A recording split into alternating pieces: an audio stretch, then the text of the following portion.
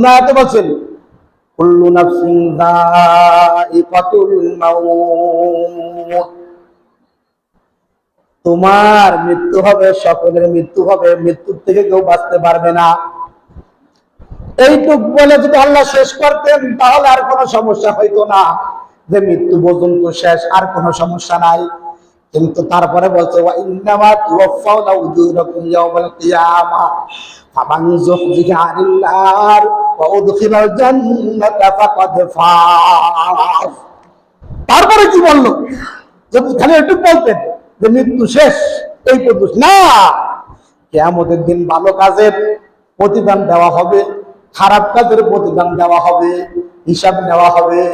আফা হাসিবতুম আন্নামা খালাকনাকুম আবাসা ওয়া আন্নাকুম ইলাইনা লা তুরজাউন।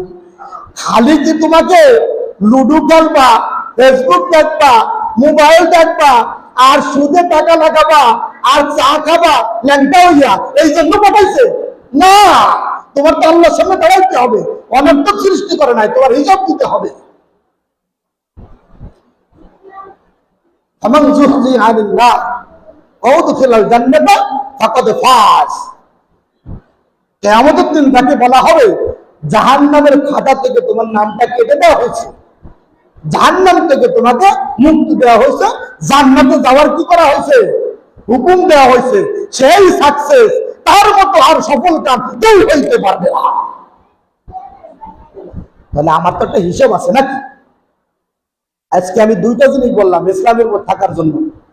এক নম্বরে তাওবা, দুই নম্বরে ঈমানকে মজবুত করা।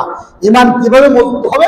বেশি বেশি লা ইলাহা ইল্লাল্লাহ মুহাম্মাদুর রাসূলুল্লাহ, বেশি বেশি ঈমান বাড়বে।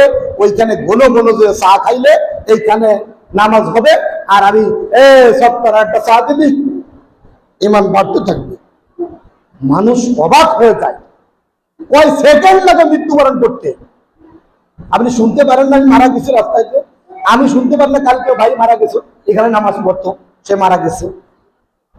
আমার জীবনে আমি যে জানাজা করছি, আমার মনে পড়ে কত জানাজা আমি পড়াইছি, আমি নিজে বলতেই পারি, মাথায় কাজ করে না কত জানাজা আমি পড়াইছি।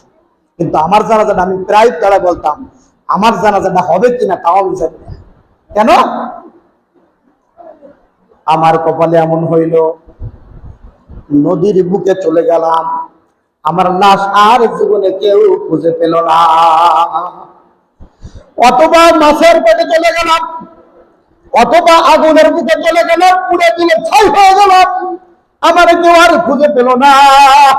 অথবা বাঘের পেটে চলে গেলাম, আমার আর কেউ খুঁজে পেল না, আমার আর জানাজা হইল না। অথবা এমন জায়গা মৃত্যুবরণ করলাম, সেখানে কোনো মানুষ নাই, ঘর বাড়ি নাই, আমার জানাজা করার আর কেউ নাই। আমার কপালে কি আছে একমাত্র কে জানে? আল্লাহ। এজন্য বেশি বেশি আমল করে আল্লাহকে খুশি করে প্রস্তুত হয়ে যান। তার কপালে যে কি আছে আল্লাহই ভালো জানে। আমার কপালে জানাজা